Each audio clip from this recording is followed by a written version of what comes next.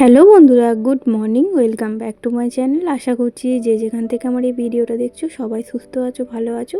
এখন বাজে সকাল 6:30। তো তোমাদেরকে সাথে নিয়ে আবারও নতুন আরেকটি ব্লগ শুরু করছি। আশা করছি আজকের ব্লগটা তোমাদের ভালো লাগবে। আজকে থেকে আজকে রুটিনটা একটু চেঞ্জ করলাম। তো আগে কি হতো, হাতের কাজ থাকতো না, নিশ্চিন্তে ঘরের কাজকর্মগুলো করতে পারতাম। কিন্তু এখন যেহেতু আমার হাতের কাজটা চলে এসছে, তো ওর মধ্যেও আমাকে একটু টাইম দিতে হবে। তাই আজকে রুটিনটা একটু চেঞ্জ করলাম। তো আজকে না, তো এখন রেগুলার এই রুটিনটাই চলবে। তো সকালে এই যে ঘুম থেকে উঠে আগে বাসি নাইটিটা চেঞ্জ করে নিয়েছি, নিয়ে ব্রাশ করে আর চলে যাব এখন রান্না করতে। তো আজকে সকাল সকাল রান্নাটা করে নিয়েই ঘরের কাজকর্ম সারবো। ঘরের কাজকর্ম সেরে রান্না বসাতে গেলে অনেকটা লেট হয়ে যায়। হাজব্যান্ড উঠে পড়ে, তখন আর ঘরের কাজকর্ম সেভাবে হয় না। তাই ভাবছি এখন ওরা ঘুমোচ্ছে, ঘুমোক, 6:30 বাজে, এখন রান্না বান্না সেরে নিই।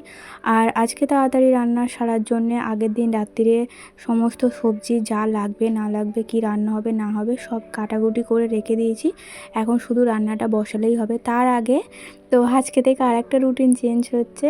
কারণ হচ্ছে কি বলো তো, এই যে সকালে উঠে একটু আদা দিয়ে আর হচ্ছে দারচিনি দিয়ে গরম জলটা ফোটাবো, তারপরে একটু মধু দিয়ে আর লেবু দিয়ে খাবো। তো আজকে থেকে এটা চালু করছি। তো বেশ কয়েকদিন ধরে ভাবছি যে খাবো খাবো, কিন্তু মনেই থাকছে না। আসলে কি বলো তো, 8টার সময় ঘুম থেকে উঠি, তার 8টা বলছি, 7:30 ঘুম থেকে উঠি, তারপর চা বানিয়ে ফেলি, হাজব্যান্ড উঠে পড়ে, তাই আর খেয়াল থাকে না। আজকে থেকে যেহেতু তাড়াতাড়ি ঘুম থেকে উঠবো, তো হাজব্যান্ডও রোজ বলছে তুমি রোজ খাবে খাবে করছো, খাচ্ছ না।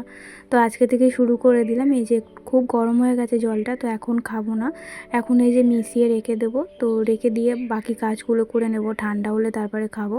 তো এখন এদিকে এই যে ভাত বসাবো, হাঁড়ির মধ্যে জল দিয়ে দিচ্ছি। আর এই যে দেখতে পাচ্ছ জলটা খাচ্ছি, লেবুর জল। তো এটা হচ্ছে এতটা মানে কি বলবো, শরীরে ওয়েটটা বেড়ে যাচ্ছে, তার জন্যে আর কি এটা ব্যবস্থা নিলাম।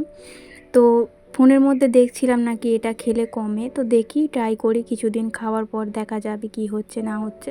তো এদিকে ভাতের মধ্যে একটু ডাল দিয়ে দিলাম, কারণ ডাল ছাড়া তো ওই কদিন দেখতে পাচ্ছি প্রতিদিনই আমার ডাল বানাতে হচ্ছে, ডাল ছাড়া খাওয়াই যাচ্ছে না। তো আমার না লাগলো হাজব্যান্ড আর মেয়ের লাগবেই, তো আমার একদম ডালটা পছন্দ না। আর এদিকে মাছ ভাজা বসিয়ে দিয়ে জলটা খেতে এসেছি। দেখো আমি তো সকালে না একদম খালি পেটে কিছু খেতে পারি না, জল পর্যন্ত আমি 1 চামচ সকালে খেতে পারি না খালি পেটে, আমার শরীর কীরকম হয়। আর এখন এই 1 গ্লাস জল খেতে গিয়ে আমার যেন কি বলবো, দম বেরিয়ে গেল। তো এত কষ্ট হচ্ছিল যে তবু আমি কষ্ট করে খেলাম, অনেকক্ষণ থেকে বসে বসে খাচ্ছিলাম, কারণ প্র্যাকটিস নেই যেহেতু সকালে খালি পেটে জল খাওয়ার, এরকম জল বিশেষ করে। তো অনেকক্ষণ থেকে টাইম ধরে খেলাম, খেয়ে আর এখন এই যে মাছ ভাজা যেহেতু বসিয়েছি, তো মাছের মধ্যে একটু পেঁয়াজ দিয়ে ঝাল করব। তো সমস্ত সবজি কেটে রাখি, কিন্তু পেঁয়াজটা বাদ দিই, কারণ পেঁয়াজটা না কেটে ফ্রিজের মধ্যে রাখা যায় না, রাখা গেলে না ফ্রিজের মধ্যে একটা বাজে দুর্গন্ধ বের হয়। তাই জন্য এই পেঁয়াজটাই সকালে রান্নার সময়তেই কাটি। আগে যখন এরকম সবজি কেটে রাখতাম, পেঁয়াজটা বাদ দিয়ে সব সবজি কেটে রাখতাম।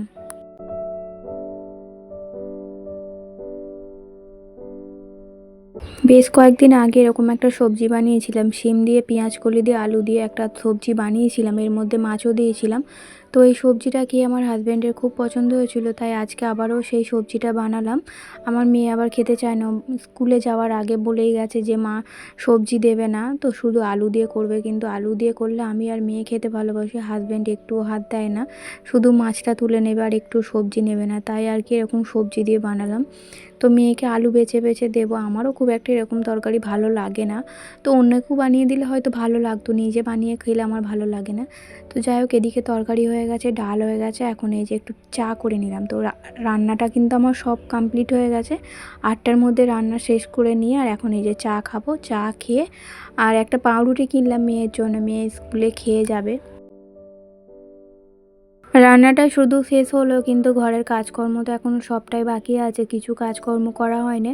তো তার আগে টেবিলটা পরিষ্কার করে নিচ্ছি, কারণ রান্নাঘর থেকে সব না বার করালে রান্নাঘরটাও পরিষ্কার করতে পারবো না গ্যাসগুলো আরে। তাই রান্নাঘরের সমস্ত যা রান্না হয়েছিল সব এই টেবিলের মধ্যে গুছিয়ে রাখলাম। আর এখানে বললাম তো মেয়ের জন্য একটা পাউরুটি কিনেছিলাম, তো শুধু খেতে পারবে না, তাই একটু ডিম টোস্ট বানিয়ে দেবো ওকে। আর ও খেয়ে চলে যাবে স্কুলে, আর আমি তো পুজো করার পর তারপরে খাবো। আর এই ডিমটা না গতকাল রাত্রিরে আর কি ভাঙা হয়ে গেছিলো, কিন্তু করা হয়নি, তাই আজকে ওই ডিমটা দিয়ে আর কি বানিয়ে দিচ্ছি মেয়েকে। আর সোমবার যেহেতু হাজব্যান্ডের ছুটি ছিল, তো সোমবার না হাজব্যান্ডকে গাছ কিনতে নিয়ে গেছিলাম। তো বেশ কয়েকদিন ধরে বলার পর এই সোমবার নিয়ে গেছিলো। আমি যেহেতু ওই দিনকে ব্লগ করিনি, তাই তোমাদের সঙ্গে শেয়ার করতে পারিনি, কিন্তু কি গাছ কিনেছি না কিনেছি সেটা তোমাদের সঙ্গেই মানে শেয়ার করব অবশ্যই। তো একটু পরে করব, কারণ এখন ঘরের কাজকর্মগুলো এখন সেরে নিই, কারণ রান্নাটা তো হয়েছে, ঘরের কাজকর্ম তো এখনও কিছু হয়নি, তাই জন্যে। তো এই যে মেয়ের জন্য ডিম টোস্টটা বানিয়ে দিই, আর এই যে চলে এলাম গ্যাসটা মুছে নিতে সবার প্রথমে। তারপরে ঘর ঝাড়ু দেওয়া আছে, বিছানা গোছানো আছে, ঘর মোছা আছে, পুজো আছে, অনেক কাজ আছে। তো এগুলোই আস্তে আস্তে করব। আজকে ভয়েসটা দিতে একটু সমস্যা হচ্ছে, বারবার কেটে কেটে আমাকে ভয়েস দিতে হচ্ছে, তো বারবার ডিলিট করতে হচ্ছে, তারপর আবার ভয়েস দিতে হচ্ছে। খুবই সমস্যা হচ্ছে ভয়েস দিতে, কারণ এমনিতেই আমি দুপুরবেলা ভয়েস দিই, রাত্রিবেলা সেভাবে সুযোগ হয় না। সারাদিন কাজকর্ম পর মনে হয় কখন বিছানায় একটু গিয়ে শোবো, তাই রাত্রিরে ভয়েসটা দেওয়া হয়নি। তো দুপুরবেলা ভাবি যে সবাই ঘুমোয়, দুপুরের দিকটা একটু মানে নিস্তব্ধ থাকে, তখন ভয়েসটা দেওয়ার চেষ্টা করি। তো আমি ওই 2টো, 2:30, 3টের দিক করে ভয়েসটা দিই। তো আজকে না একদম কেউ চুপ করছে না, তো পেছন দিকে এত গল্প গুজব শুরু করেছে দুপুরবেলা। তো আমি যেই পাড়াটায় আর কি থাকি, একদম বাজে পাড়া, জঘন্য পাড়া। তো কারো ঘরে কি বলবো, কারো ঘরে কাজকর্ম নেই, দুপুরবেলা কি বলবো, মানে এর বাড়ির খবর তার বাড়ির খবর, এইসব গল্পগুজব চলতে থাকে আমাদের পেছন দিকটা। তো একদম জানালার ধারে, তো ভয়েস দিলেই আওয়াজটা আসবে। তো অনেকক্ষণ থেকে অপেক্ষা করার পর এখন একটু চুপ হয়েছে, তাও চুপ বলতে কী বলতো, ওদের তো ভয়েস মানে আস্তে আস্তে কথা হয় না, একদম জোরে জোরে চেল্লে চেল্লে কথা বলে। আমার ভয়েস দিতে খুব সমস্যা হয়। অনেকক্ষণ অপেক্ষা করার পর এখন ওই 4টের মতো বাজে, এখন ভয়েস দিতে বসেছি। তা ভাবছিলাম যে কালকে মানে ব্লগটা তোমাদের সঙ্গে শেয়ারই করতে পারবো না, ভয়েস না দিলে আমি কী করে শেয়ার করবো বলো। আর রাত্রিরে দেওয়ার কথা, রাত্রি এমনি আমার এনার্জি থাকে না, তার উপর অনেকটা রাত্রিরে শোয়া হয়, ভালো লাগে না। আর এই যে দেখো এই গাছগুলো কিনেছিলাম, তো 4টের মতো গাছ কিনেছে 200 টাকা। তো এবারে যখন গাছ কিনতে গিয়েছিলাম প্রচুর গাছের দাম, তো আগের বারে 4টে গাছ কিনে এনেছিলাম 100 টাকার মধ্যে, তো এইবারে 4টে গাছ কিনেছে 200 টাকা। তো এই যে লম্বা বড় গাছটা দেখতে পেলে, নারকেল গাছের মতো, ওই গাছটাই 100 টাকার মতো দাম নিয়েছে, ওই 80 টাকার মতো অনেক বুলে কয়ে। বাকি গাছগুলোই ওই 50 টাকা, 80 টাকা, 60 টাকা এরকমই দাম নিয়েছে। তো আগেরবারে 40 টাকা দিয়ে আমি 4টে গাছ এনেছিলাম, মানে 40 টাকা করে এক একটা গাছের দাম পড়েছিল। এবারে গাছের অনেক দাম, তো আমার হাজব্যান্ড অনেকগুলোই কিনে দিতে চাইছিল। তো আমি ভাবলাম যে একবারে এতগুলো পয়সা আর কি খরচ করা মানে কি বলবো, আমাদের ঘরের অসম্ভব ব্যাপার। তো আমার হাজব্যান্ড বলছিল নিয়ে নিতে, কিন্তু আমি ভাবলাম যে না, একবারে এতগুলো টাকা খরচ করার কোনো দরকার নেই, পরে আবার আর একদিন আসবো, তখন আর 2টো কিনে দেবে। তো আমার গাছের নেশাটা আগে ছিল না, জানো তো বন্ধুরা, ইদানিং গাছের নেশাটা এত বেড়ে গেছে। তো যখনই বাইরে বেরোই, রাস্তাঘাটে বেরোই, শুধু চারিদিক দেখতে দেখতে যাই যে কোথায় কী গাছ আছে আমি তুলে নিয়ে যাব। তো এখন এই নেশাটা আমার খুব হয়েছে গাছের প্রতি, কিন্তু পয়সার অভাবে সেইভাবে গাছ বসাতে পারি না। ফোনের মধ্যে তো যখনই মানে একটু সুযোগ পাই ফোন দেখার, তখনই শুধু কী করি বলো তো, আমি গাছের বেশি ভিডিও দেখি।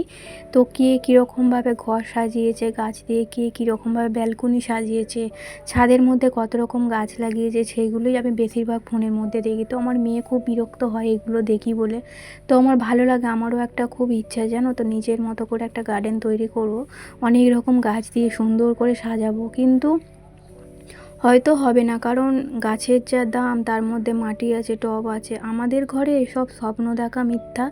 তো জানি না হবে কি পরে। তো এরকম ভেবেছিলাম যে একবারে না হলেও একটা একটা করে গাছ কিনে কিনে বসিয়ে একটা সুন্দর মানে গার্ডেন মতো তৈরি করবো আমার উঠোনটাতে। কিন্তু কি বলো তো, যতবারই একটা একটা করে গাছ কিনি না কেন, একটা একটা করে আবার নষ্টও হয়ে যায়, জানি না কিভাবে নষ্ট হয়, কি যত্ন হয় না, কি গাফিলতি হয় জানি না। এরকম করে করে আগেরবারে 4টে গাছের মধ্যে একটা গাছ হয়তো টিকে আছে, বাকি 3টে গাছ নষ্ট হয়ে গেছে, আবার এইবারে 4টে গাছ কিনে এনেছি। তো এইবারে একটা আমার হাজব্যান্ডের পছন্দের গাছ কিনে এনেছি, ওই যে হলুদ গাঁদা ফুলের গাছটা দেখতে পেলে, ওটা আমার হাজব্যান্ডেরই পছন্দ।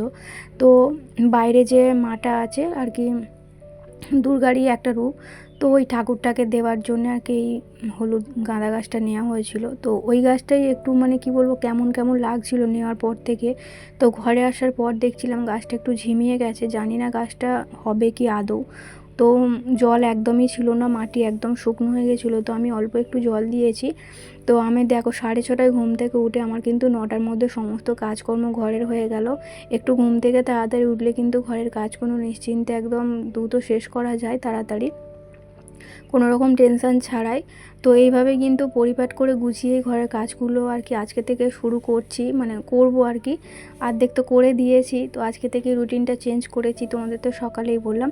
আর এই যে দেখো গাছটা এখানে সুন্দর করে রেখে দিলাম। তো প্রথমে ভাবছিলাম যে ঘরের মধ্যে রাখবো, এখানে দরজাটা থাকে, কোনো রকম গাছটার ক্ষতি হবে নাকি।